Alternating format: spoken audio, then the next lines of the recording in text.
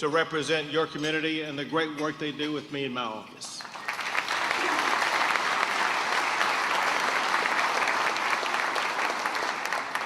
I also know that there are many city as well as county leaders here of different positions. As we will go through some of these things, there's proof in the pudding about what they are delivering for the Waco and McLennan County area. They make it a whole lot better. And so if you are a local official in any way, would you please stand and let us thank you for your service to this great region.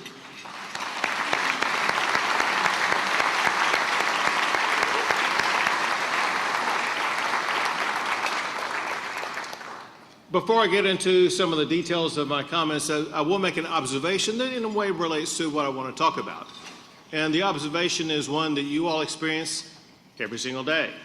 So to get here, I drove up I-35. You say, so you know where I'm going with this. So I-35, among other things, is under seemingly perpetual construction. I began first attending college back in I shouldn't say this, but back in the mid-1970s.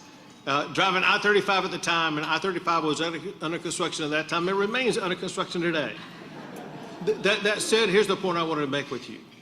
And that is, Texas is blessed with so many resources that we have the largest road building fund of any state in the United States of America. We just announced last week we have a road building fund of $146 billion to build out the transportation infrastructure across this state. I was telling this to a fellow governor, the governor of the Commonwealth of Virginia. Told him how much that we were spending on transportation here, and we were having dinner, and he dropped his fork, and he took a second look at me and said, "How much did you say?" And I repeated, he said, "What you all are spending on roads in the state of Texas is more than the entire budget of the Commonwealth of Virginia." And we will continue to make sure that we use those resources to build out the infrastructure that is needed to meet the growth that we have in this state. But one thing I really wanted to start with was to congratulate everybody in this room for the great success that you have delivered for your community economically. Let's just, 2025 obviously is not yet complete, but look at the complete year of 2024. Waco hit a record high for the total number of jobs. Waco hit a record high for the total number of Texans working. And get this, Waco has a faster rate of growth of employment from June of last year to June of this year, faster than Austin, Houston, and Dallas. You can see that Waco is one of the substantial economic engines of the great state of Texas.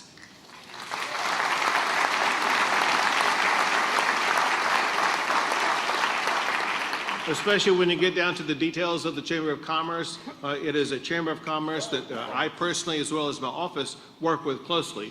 The person in my office who works most on economic development projects is the head of that in the governor's office, and that is Adriana Cruz right here. Adriana, I want you to please stand up.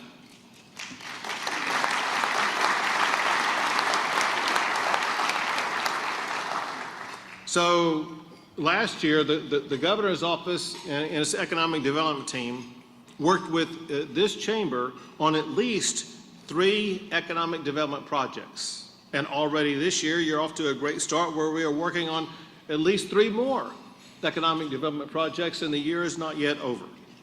That success is a testament in part to the ingenuity, the drive, and the determination of everybody in this room who are making Waco and this entire region a tremendous economic success. Give it up for yourselves and your fellow members for everything you're doing.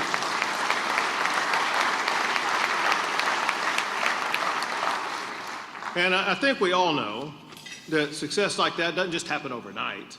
It's an aggregation of what's happened over years. And you can see that in a way because of an anniversary that you all celebrated. This has been in the works for tireless years of effort for now 125 years. because last year the Waco Chamber of Commerce celebrated its 125th anniversary. Congratulations on 125 years of tremendous success of transforming the entire Waco region.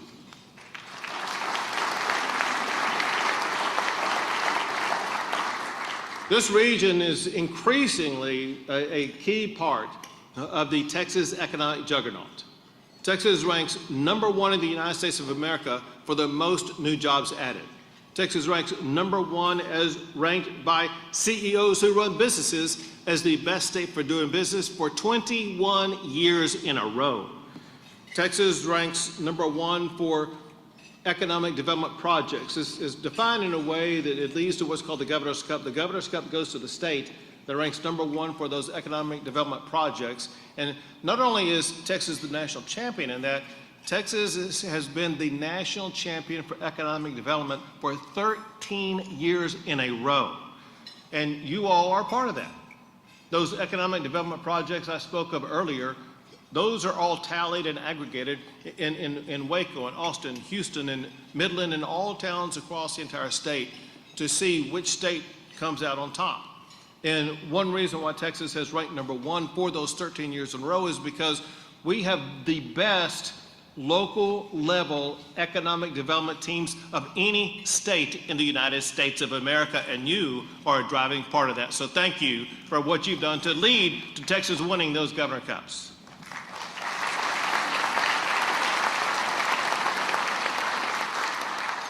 We also rank #1 for exports, not just now, but Texas is ranked #1 for exports for the past 23 years. And some of those exports are coming from right here in the Waco area. When you add up all this economy together, it leads to Texas having an annual gross domestic product of more than $2.7 trillion a year. Now, that's a number.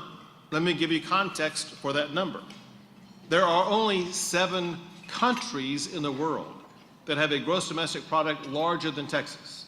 The United States, obviously, China, India, Japan, the United Kingdom, Germany, and France.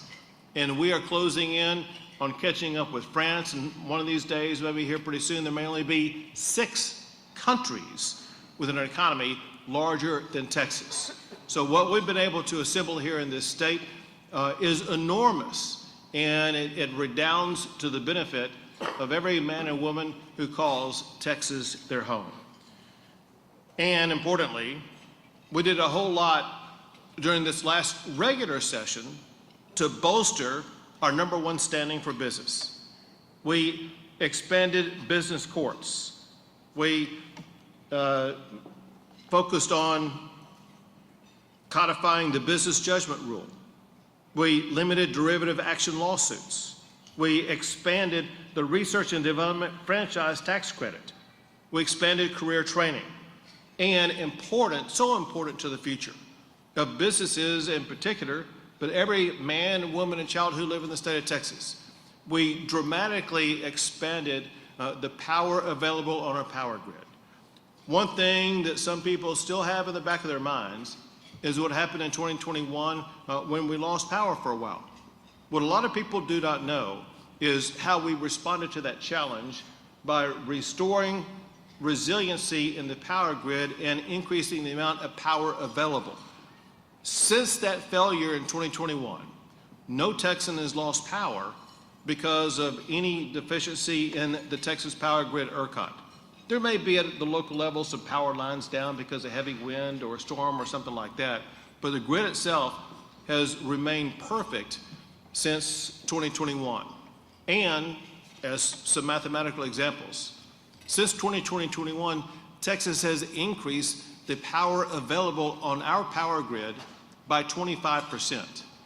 Texas now generates more power for our state than the second and third states combined, to give you an example of how much power we have. Because Texas ranks #1 in the United States for more power generation than any other state, that is perhaps the reason why all of these AI data centers are coming to Texas. The AI data centers need access to power. And because Texas has it far more abundantly than any other state, we are the home of AI data centers. What that means is Texas is going to be the home of the future of artificial intelligence, because as those massive AI data centers get built out, they will soon be connected with these hyperscalers and then the innovators that are going to lead to the advancement of artificial intelligence, which will be the leading driver economically in the entire world in the coming decades. So the power is very important. Something else that goes along with it, whether it be for those AI data centers or candidly for any business, and definitely for every home. When you go to your faucet at home and turn it on, you expect water to come out of it. And as we all know, with the growth of the population, with the growth of businesses in our state, especially the businesses that are demanding a lot more water, we need access to a lot more water in the state. This session, I made an emergency item, and the legislature delivered on that emergency item where we made a generational investment in water. $20 billion investment in water for the future of Texas. Half of that will go to increase new water sources. The other half will go to repair water infrastructure that's aged and broken and defective. It's amazing when you think about it that in this state, we're currently losing hundreds of billions of gallons of water because of broken, busted, and inefficient existing water lines. Just repairing those lines alone will deliver more than 100 billion gallons more of water to your tap every single year. But importantly, provide the water that's needed for these new businesses to continue to come here, knowing they're going to be able to access the water and the power to succeed at a lower cost level than they would in other states. Well, something else that we did this session is we prioritized small businesses. You know, we think of large businesses and all the Fortune 500 company businesses we have and things like that in the state, and that's true and it's good things to brag about. What's important for people to know is that about 98% of all businesses in the state of Texas are small businesses, and they employ more than half of all the Texans that help Texas rank #1 for the most new jobs. So my point in telling you that, and that is small businesses have an extraordinary, powerful role in ensuring the economic success of our state. In turn, we wanted to pass laws this past session to make sure that it's going to be easier for those small businesses to be able to succeed here in the state of Texas. So I created, but before the session began, I created the Texas Small Business Freedom Council. The goal of this was to reduce barriers for small businesses to make it easier for them to conduct business. To put it in one level of context, this is eliminating regulatory red tape. Regulatory red tape increases the cost of doing business. We got to cut through that to lower the cost of doing business and speed it up to make it easier for those businesses to succeed. One way we did that is by passing the Texas version of the DOGE law to cut through regulations in the state of Texas that were hindering small business. What it ensures is that Texas will continue to move at the speed of business. The reason why I say continue, I'll give you a quick example of how we operate and what it's done to transform the state of Texas. In 2020, Elon Musk came to me and said he wanted to create a more than mile-long gigafactory that would be larger than the size of the Pentagon and start from beginning to end and have vehicles rolling off that gigafactory in less than 18 months. I asked, have you ever tried to build a house in Texas? We can build a house in 18 months. It's pretty fast. The deal is we worked with them. We worked on cutting through the red tape, the permitting process, all that kind of stuff to make sure that we would move at that speed of business. And at a time before he had bought Twitter, he posted on Twitter after it was done that in Texas he was able to build this mile-long gigafactory and have vehicles roll off of it in less than 18 months, whereas in California he would not even be finished with the permitting process yet. We seek to achieve that same measure of speed for every business in the state of Texas. Another thing we did for small businesses is that we increased the business personal property tax exemption. Before this session, the personal property tax exemption goes to taxes that apply to tangible things that you have in your business. It could be tables and chairs, it could be computers, it could be a desk, different things like that. And the first $2,500 of that was exempt from that business personal property tax. Well, that's kind of, as nice as that may be, kind of meaningless. It's not a lot of money. And so we wanted to increase it to substantially help, especially our small businesses. So we increased that personal business property tax exemption from $2,500 to $125,000, helping make it easier for small businesses to make a profit in the state of Texas.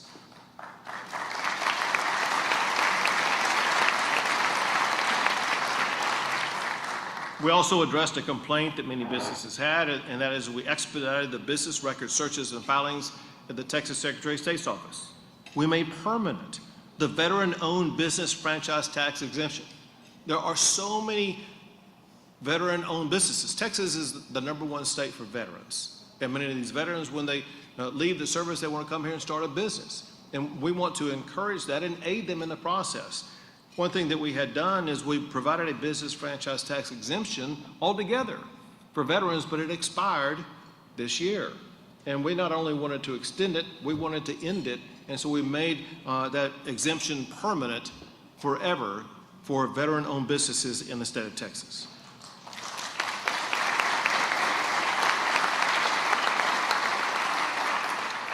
Another thing we did, and this is one not enough people really know about.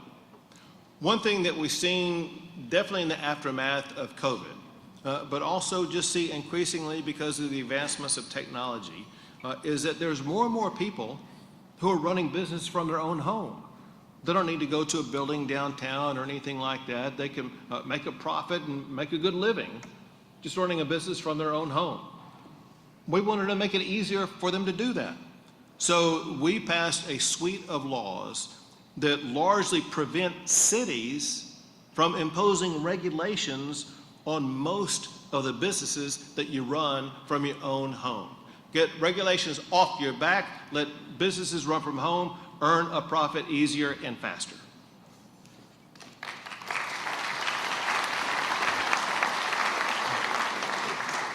Another thing that we did was to address one of the leading concerns that we hear from businesses, but also a primary issue and function for the state of Texas. One thing that all of us, doesn't matter if you're in business or if you're just a mom and dad at home or just someone who wants to see Texas improve, we all want to see improvement in educating our kids. And we took greater leaps this session to achieve that than ever before in history. Now, one thing that you read and heard a whole lot about is what we did for school choice. And we passed school choice in a very meaningful way, ensuring that parents are going to have the ability to choose the education pathway that is best for their child. But know this, school choice was not an end unto itself. It was a means to a larger end. During the process of advancing school choice, now I became the first governor in the history of Texas to talk about a new vision. Go back to ways in which I began my remarks. I talked about all these ways in which Texas is number one for jobs, for exports and stuff like that. And I'll be honest with you, if I kept talking about the ways Texas is number one and that's all I talked about, I could talk another 15 minutes. Bottom line, we're number one in a lot of ways. However, before now, no governor has ever talked about a new number one. I believe Texas should be number one in educating the children of our great state.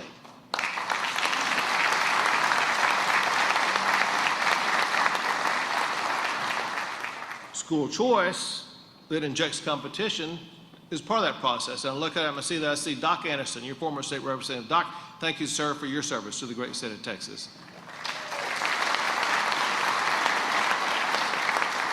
But to go back and put all the pieces of the puzzle together. So school choice ensures competition, ensures that parents who have 3 or 4 kids, For one of the children, the local public school is going to be the best pathway. For another child, charter school is going to be the best pathway. Another child, homeschool is going to be the best pathway. Parents know better than anybody else what's the best pathway.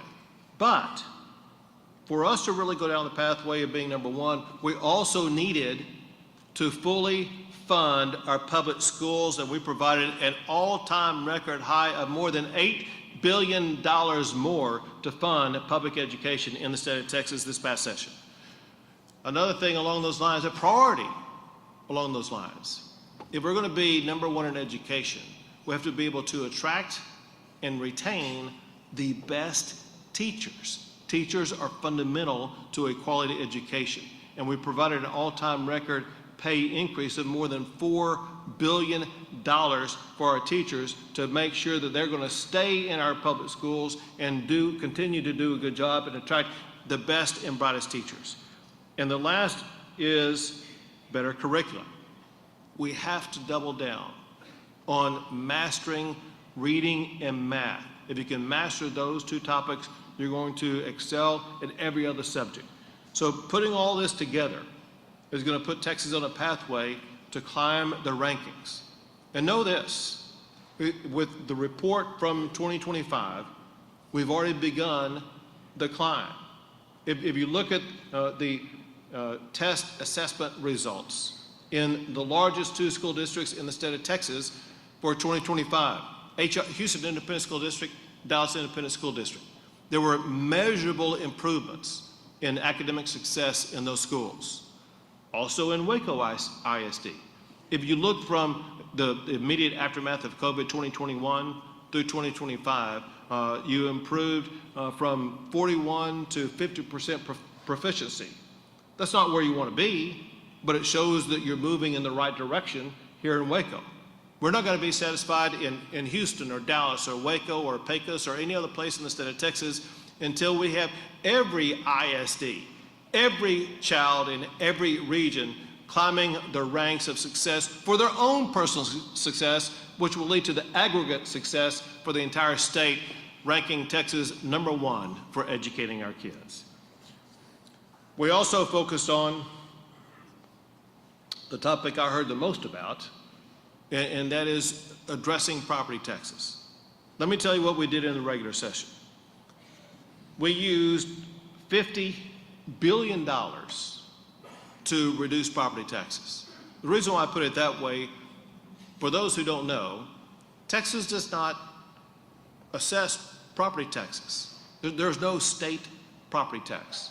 All the property taxes are at the local level, the largest of which is the school district property tax, and then you have city and county and some other jurisdictional property taxes at the local level. So it's not like we can go to Austin, Texas and say, we're going to cut the Texas property tax rate. There's not a rate for us to be able to cut. So what we have to do instead is to use money to try to reduce the property tax burden that you're dealing with. And we do that in two ways. One is we increased the homestead exemption. When I became, well, first, the homestead exemption is, it exempts a certain value of your home that otherwise would be subject to property tax, and says that for that amount, you don't have to pay any taxes on that amount for your school property taxes. When I became governor, that amount, that exemption, was $15,000. When we finished the session, it was increased from $15,000 to $140,000. The first $140,000 value of your home will not be subject to a school property tax. If you're a senior, which it looks like there's none of those in the room today, but if you were a senior, that exemption is $200,000. Mathematically speaking, if you look at all the seniors' homes across the state of Texas, it means half of those seniors will pay zero in property taxes on the school district component of property taxes, which is the largest component. The other half of the money that we used to address property taxes was to actually buy down or reduce the property tax rates assessed by your local school districts. And know that when we reduce those school district rates, it's not going to mean that they're not going to get the money. It means that they're going to be getting the money from the state of Texas as opposed to taxing you. Basically, we're paying your share of those taxes as opposed to you paying it, meaning the schools will still get funded, It's just that you will not be paying those taxes. And as you may have heard, we're looking to do even more here in the special session, which is ongoing, and we'll see what we can get done in the special session to further address property taxes. Speaking of the special session, let me mention one last topic. One thing that we are wrapping up in this special session is addressing the catastrophe that occurred just before the special session began. And that is the tragic floods that swept through all parts of Texas. There most prolifically was on the Guadalupe River in that region of Texas. It's in Kerr County largely. But listen, there were massive floods all the way from Tom Green County to Georgetown to Austin area and parts in between. And we needed to respond to all of it. And one thing that we have done, we've passed several laws to ensure that all communities are going to be better prepared to deal with dangerous flash floods. One thing is to improve early warning systems. Another is to improve camp safety for children. Another is to provide relief funding for these communities. There were tragedies, the most horrific of which is a parent losing a young little girl swept away in the middle of the night. And there's no way you can say anything, no way that you can fund anything that will replace that loss. But what we can do is to dedicate ourselves, as those parents requested us to do, to ensure the loss of their daughter's life was not in vain. And I will be signing laws later this week that achieve the goal that was requested by those parents to ensure camps in the future for children, when parents drop their child off, they will know with greater certainty their child will be safe from any potential disaster. Aside from the stories of extraordinary grief, there are also stories of extraordinary heroism. You may remember videos of what I'm about to recount for you. And that is in the early morning hours, even before the sun came up on July the 4th, and as the sun rose, you saw helicopters rescuing people out of trees. You saw swift water boats and other operations taking place on the water, in the water, and on the banks of it. State agencies such as, whether it be the National Guard, the Texas Department of Public Safety, Texas Task Force 1, agencies like that, together, they rescued and evacuated more than 1,000 people from harm, saving lives.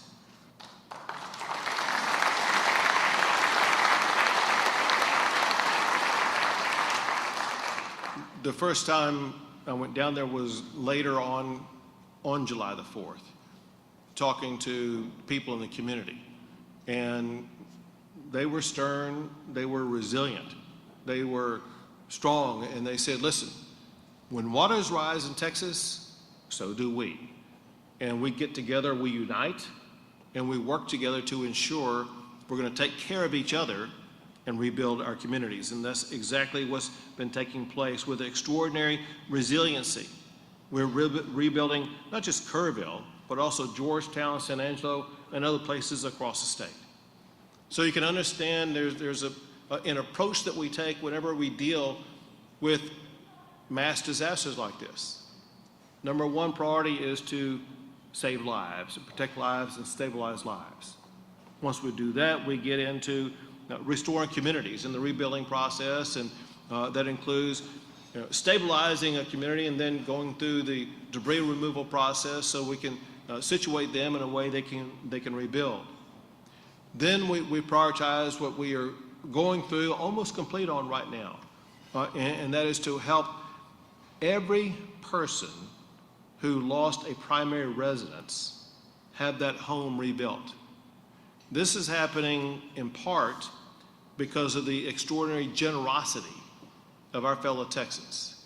I don't think I've seen a response that provided as much donations as I have in response to this. More than $100 million has been raised to help these families deal with the challenges they face.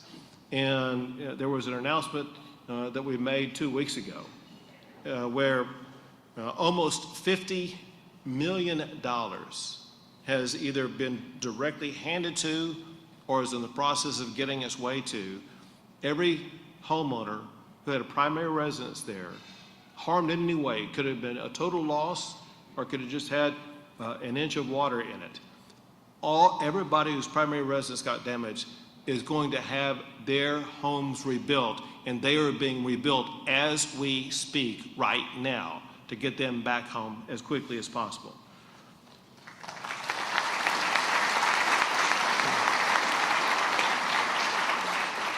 Of the more than $50 million that's left remaining in that fund, they want to set aside a meaningful part of it to make sure they are going to be able to address the extraordinary and the unique mental health care needs of the families who've gone through a tragic event. And then the remainder is going to assist local businesses with a focus on small businesses, be able to rebuild and get back into the process of doing business. They need aid just as much as homeowners do. And we look to expedite the process to make sure that small businesses are going to have the resources they need to get back up and running again, to get the economy of Kirk County back up and running again. Bottom line, we will stop at nothing to save those lives, to rebuild that community, and to restore business as usual in Kirk County or any other area across the entire state affected by those floods. But going back to you all, I want to say thanks again to the Greater Waco Chamber of Commerce and all the many businesses represented here today who make Texas such a great place to do business. Thank you all, God bless you all, and God bless the great state of Texas.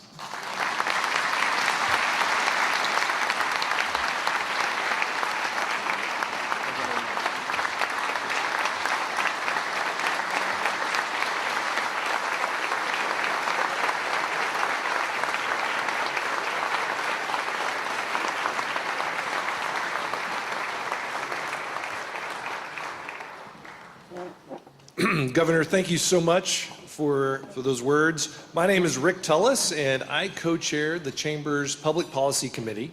My co-chair is the incredible Leah Cox. Leah, wave your hand over there.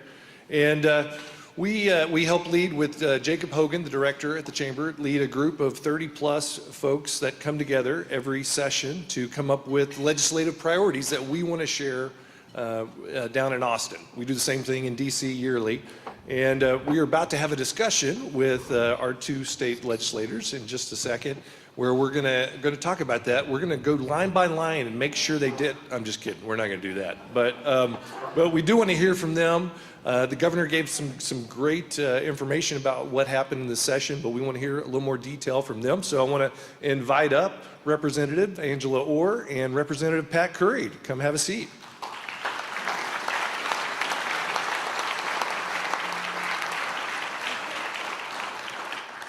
Yeah, while they're coming up, just so you know, the categories that, this feels like Jeopardy, we're picking categories. The categories that we focus in on at the Chamber include economic development, workforce and education, business climate priorities, and also infrastructure. And so that's mainly where our discussion is going to be today. Welcome. How are you guys doing? Good. Thank you very much. What a great crowd. I mean, this is awesome. I love how Waco turns out. I just love the fact that all of us come together to listen and learn and grow and work together to make all these things happen. Thank you very much for the invitation, and I also want to say to Governor Abbott, welcome to House District 13. Well, and if you look at the program, we were going to have a third legislator up here. Senator Birdwell could not make it today, but that's okay because Representative Curry said he would take all of his time that he was allotted. So. Okay, well, let's start with economic development. We heard some great stats from the governor. In fact, Governor, if you ever get tired of that job, we've got a place for you at the Chamber. You can really sell it. We love it. So from you guys, from y'all's standpoint, what work was done in the 89th session to really help this community move forward with economic development? So first and foremost, the work that's done in economic development starts right here. It starts at this table, actually, and it's Chris, it's Matt, it's Adriana, it's the entire team of the state of Texas and McLennan County and the Greater Waco Chamber and Scott Felton, our county judge, wherever he is, he's hard to find. Oh, there he is, I see him. And the whole team is what makes it, is really what makes it the way it happens. From a legislature standpoint, our job is to support that. Our job is to listen to the needs and make it grow. One of the things that Governor Abbott spoke about, and it's difficult to follow him speaking because he takes all of our material. So we're over here quickly rewriting, trying to come up with, oh my gosh, what are we going to talk about? Thanks a lot. One of the things that I found most interesting is the R&D tax credit, which allows businesses to work together with our universities and what have you for R&D franchise tax credits. It takes it up to 11% of a tax credit for them for the work that they do together and investing in the community. And from a workforce development standpoint, that's a big deal. Other economic development opportunities that are upcoming, obviously we have the Samsung plant that the governor did not mention, thank goodness, because he left us something to talk about. But we have the Samsung plant being built down in Taylor in that area, which is going to be a huge economic boom for all of Texas, none the least of which is Central Texas, which is already participating in putting together programs and businesses that are coming to support that. And I will tell you that all of the above it's an honor to be able to work with, and I'm going to pass it off to Representative Orr. Yeah, I wanted to talk about the film Motion, help me with this, Texas Moving Image Incentive. Yes.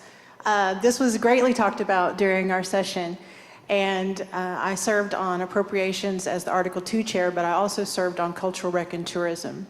And this was a program that I didn't know much about. I'm sure you've heard a lot about it. But for the Waco economy, the Magnolia Network has had such an impact here, and not just on jobs, but also on tourism and industry. And I'm really pleased to see that we're going to get somewhere to increase that funding. I think it's important to have Texas stories told by Texans. And you should be very proud that Waco, you cannot have a discussion in Texas about motion pictures without talking about Waco, Texas, and the Magnolia Network. So congratulations on that.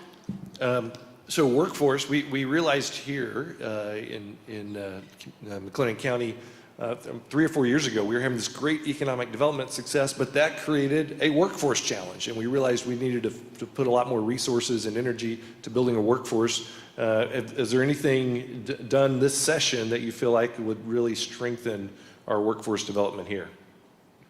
Let's talk about TSTC for a minute. They're sitting right here. Thank God for it. Yes, number one, I mean, TSTC had the foresight to develop a work site here. This was the first one. It's on the south side of Waco, actually southwest side in the manufacturing and the industrial area. And I will tell you that that will be the key to a huge success of workforce development in this area. There's so many aspects to workforce that we could sit here and talk about, and everybody knows that affordable housing is critical, infrastructure is critical, water is critical, electricity is critical. All of those things, luckily, we have. Not luckily, I misstated that. It's because our fathers and our forefathers and our current leaders have all worked really hard to make sure that we have those things in place so that we can attract these businesses and attract the people that work in them. And so I will tell you this is my time to put in my plug.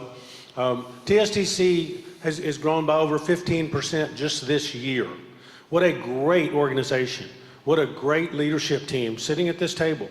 And I will tell you that we know from a legislature standpoint that we have to support them.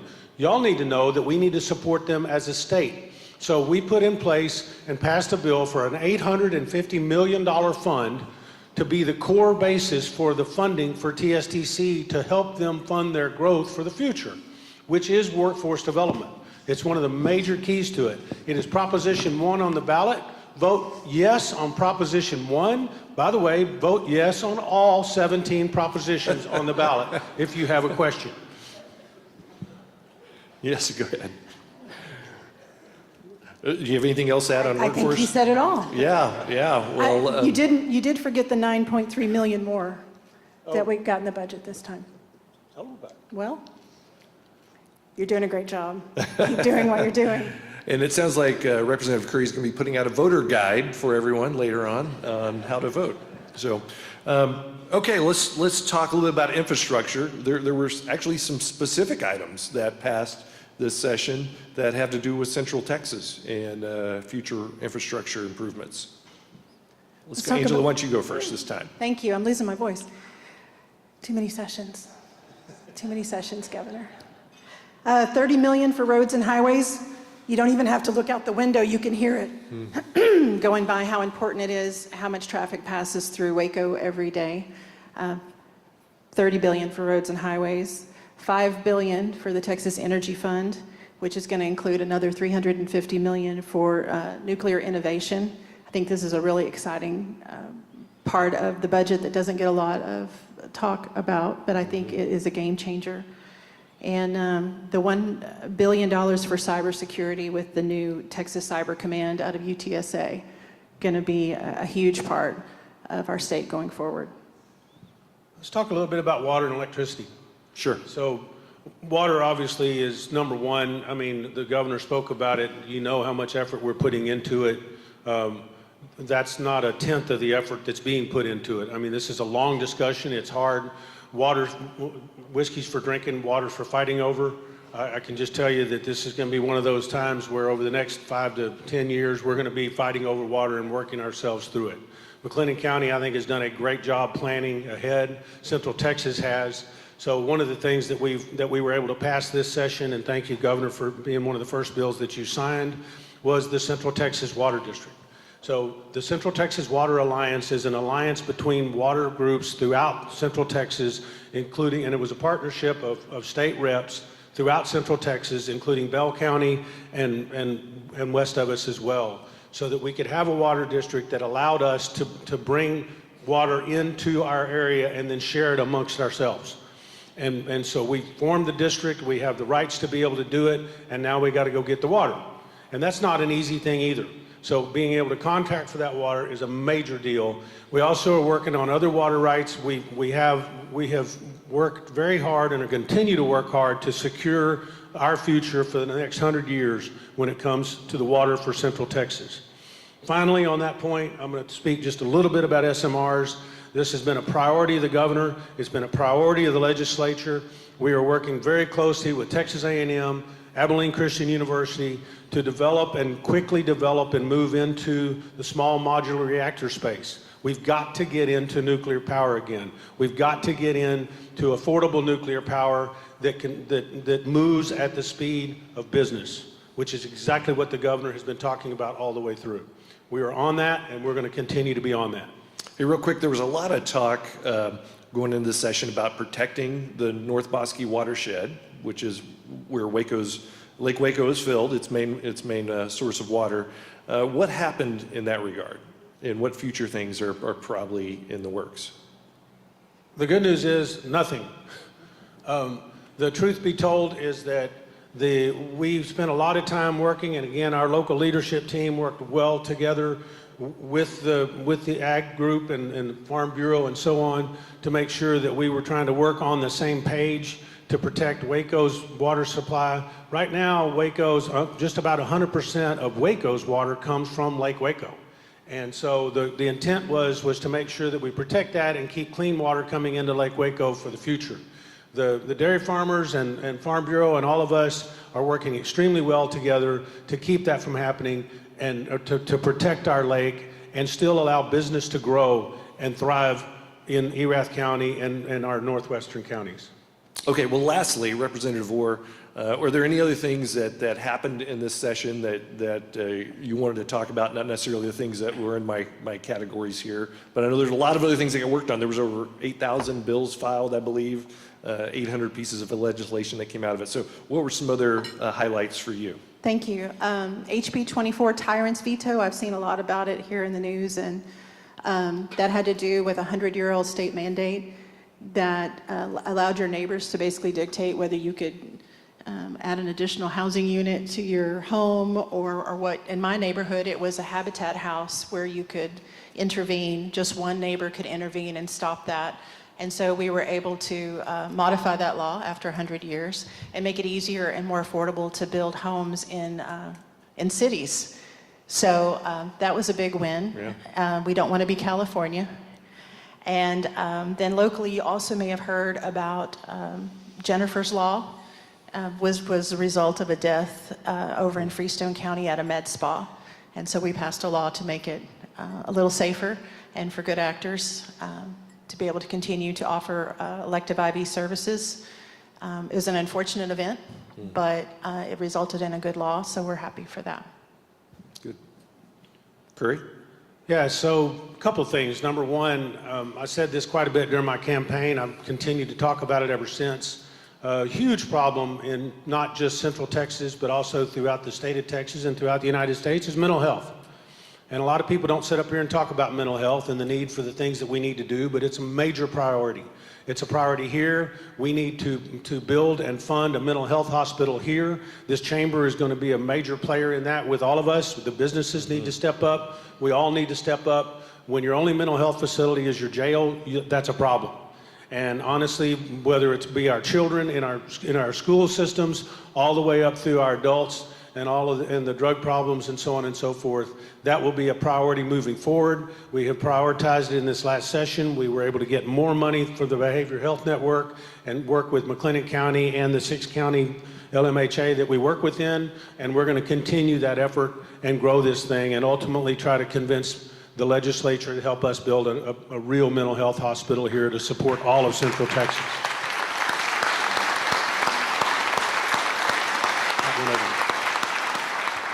And since I got Senator Birdwell's time, I'm going to go ahead and talk about a couple other things. Thank you, Rick. I appreciate that. You know, you put a mic in my hand, I want to take it. But the truth be told is that, you know, I was honored to be able to be on the DOJ committee and the Transportation Committee. Texas DOJ is different than federal DOJ, right? I mean, the fact is we've been under Republican leadership for well over 20 years. We've got a great governor. We've had great governors prior to him. And honestly, it's not something like you're going to go rip apart and go blame somebody else for it. The key is getting rid of fraud, waste, and abuse. The key is supporting your businesses. The DOJ bill that we passed that put together a task force and actually a team for the governor that I believe is falling under Adriana's care will allow 274,000 regulations to be categorized and looked at to where you as a business owner can go search through and find everything that relates to you and your business moving forward and be able to help us help you get rid of some of these ridiculous regulations that we don't even know about. That's artificial intelligence. It takes a lot. It takes a big team to do it, and we're working extremely well together doing that. We have efforts moving forward, and I'm hoping if the governor will ever allow us to get to an interim, we will begin working on some interim charges in the DOJ committee that will certainly include trying to help lower the cost of what we have to spend in our local communities and our local taxation communities. So as an example, the state of Texas buys a lot of vehicles. We've got to think outside the box and figure out how in the world can we get most favored nation pricing, not just for the state of Texas, but for all the taxing entities, and push the cost savings down to all of the tax-paying entities and the ones that we fund. There are ways to do that, and artificial intelligence and the DOJ committee will be able to help with that. We need time to work on it. So we're working on a lot of cool things, and we're going to keep working on them. And a lot of what we work on, the ideas come from you, all of you, and we take all your calls, and we appreciate your input, and we do our best to go follow through on all that. So thank you very, very much. Okay, well, thank you. Would you guys help me in thanking our representatives for being here today? Good job. Thank you. Next, Carolyn Hafferkamp is going to come back up to close us out. I just want to add real quick, this is the largest gathering we've had at a state of event ever in the history of the Chamber. So thank you for being here. There'll be a lot more coming up that she's about to tell us about.